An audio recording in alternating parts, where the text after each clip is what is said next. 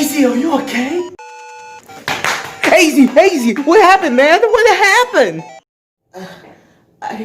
I tried to deliver paper.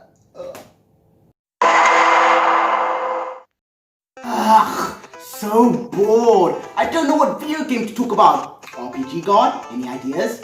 Sorry, but I'm too busy working on the next part of the Final Fantasy VII Remake. What about you, PS3 controller? Paperboy it is then. Atari. The name still sends shivers down my spine. Now, Atari is most well known for the crash of '83, an event that was caused by them releasing this licensed game of a very popular alien movie created by Steven Spielberg. But besides that, people when they look at Atari nowadays say stuff like, huh? Oh wait, I'm the block that's moving?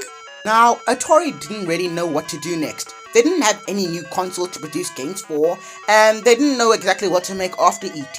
So what they decided to do was to port their older games onto consoles made by other people, such as Nintendo. So with this, they ported an arcade game known as Paperboy onto the NES, and it became a hit. Seriously, more people know the NES version of Paperboy than the original arcade game. And since Paperboy was so successful on the NES, they decided to make tons and tons of sequels to it.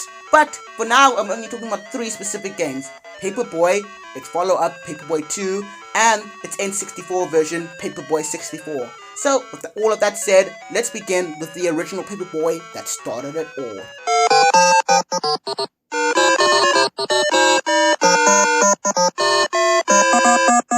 In Paperboy, you play as your main protagonist boy, who has to deliver the main collectible, paper, hence the name Paperboy.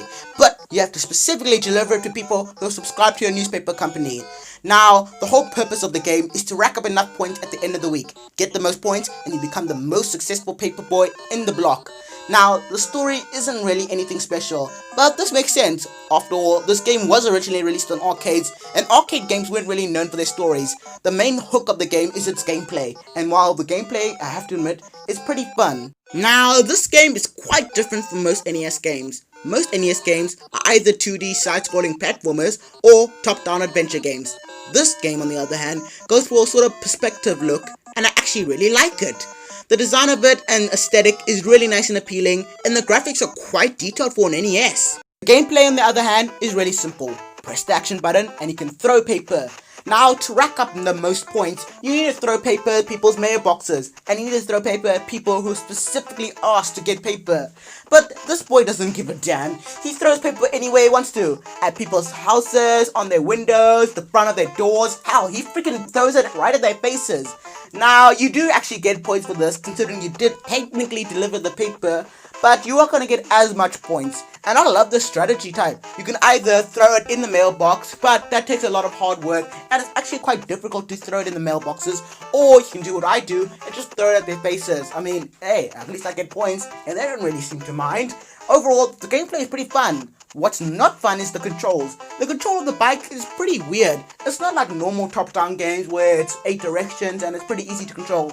Nah, it's kind of a bit wonky here, which makes sense. This game was originally controlled by an arcade stick, and now using a D-pad is a bit off, but after a bit, I got pretty used to it. Overall, Paperboy, the first one at least, is really good. So now I'm curious to see what the second game's like.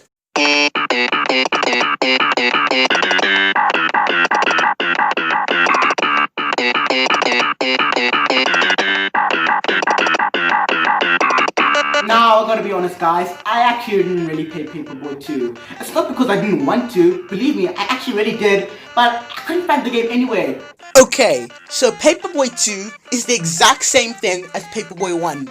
Now, I'm not saying these two games are similar to each other. No, I'm saying that Paperboy 2 is the exact same thing as Paperboy 1. Now, I know what you're gonna say. I didn't technically play Paperboy 2, so I can't say if the game is similar to the first game, but judging by footage alone, these two games are shockingly similar. Now, one positive I have about this game is its graphics. The graphics have improved compared to the last game, but that's a given. This game was released on the SNES, and of course the SNES has better graphics than the NES. I mean, come on. And even judging by the reviews, they're pretty low, meaning the people who reviewed this game had similar opinions that what I have of this game. So even though this game is technically as good as the last game, because of how lazy it is as a sequel, this game is inherently worse.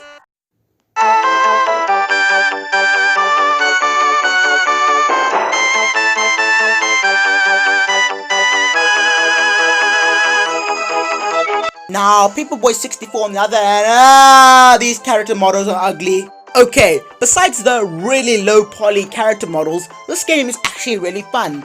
Now, to a lot of people, this just looks like Paperboy, but in 3D. And while it is technically this, I think this game is a lot better. For one thing, I like that this game is focused on more mission-based tasks instead of collecting the high score. And I really like that because it makes this game feel more like a game and less like a time waster. Also, since this game is in 3D, you get a lot more options to move your character around, and levels in this game are a lot more interesting to go through compared to the last game. In the last game, all the levels you explore were just one big straight line. Now in this game, you get turns and curves, you go uphill, go downhill. It's a lot more interesting to explore. And you get a lot more varied locations in this game. In the last game again, you go down the same street all the time. This game, you go to deserts and forests, you go to bad neighborhoods, you go to good neighborhoods. I really like that. If I had to say any one thing that was bad about this game, it would be the controls. The controls, once more, aren't really that good to control. They're quite bad, but I really don't care at this point. It's Paperboy, I have to just accept that.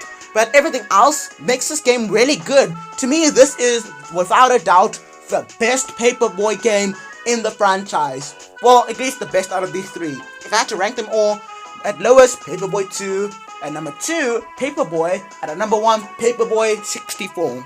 So yeah, I really like those Paperboy games, and if you enjoyed me talking about them, then I suggest you play those games. Now, after playing all these games, I think I should do what that guy did, and deliver all those papers. Wish me luck. Hazy, what happened, man? What happened? I tried to deliver paper.